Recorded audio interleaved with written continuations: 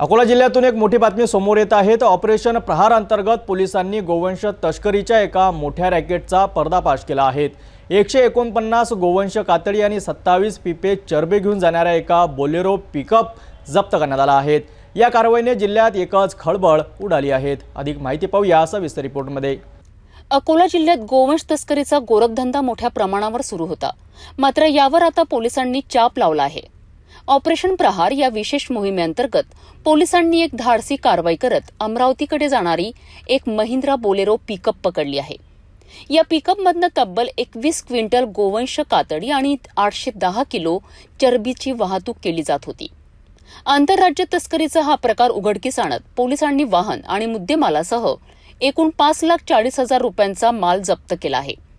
अमरावती अकोला महामार्ग हा या तस्करांसाठी एक मोठा अड्डा बनला होता, परंतु पोलिसांच्या शिस्तबद्ध कारवाईने हा डाव उधळला गेलाय। या प्रकरणी पोलिसांनी 20 वर्षीय मोहम्मद शेख आरिफ आणि 38 वर्षीय मोहम्मद हाशम शेख कासम या दोघांना अटक केली आहे। त्यांच्याविरुद्ध महाराष्ट्र प्राणी संरक्षण अधिनियम आणि इतर गंभीर कलमांखाली गुन्हा दाखल करण्यात आला आहे। हे आरोपी गोवंश कातडी आणि चरबीच्या तस्करीतून मोठा नफा मिळवण्याच्या प्रयत्नात होते।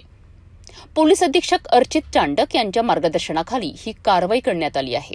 तर अकोला पोलिसांनी ऑपरेशन प्रहारच्या माध्यमातून एक महत्त्वपूर्ण कारवाई केली आहे। या कारवाईमुळे गोवंश तस्करीवर काही प्रमाणात अंकुश लागण्यास मदत होईल अशी अपेक्षा आहेत। मात्र भविष्यात अशा प्रकारच्या कारवाईची तीव्रता कायम राहणार का हे पाहणं महत्त्वाचं ठरेल।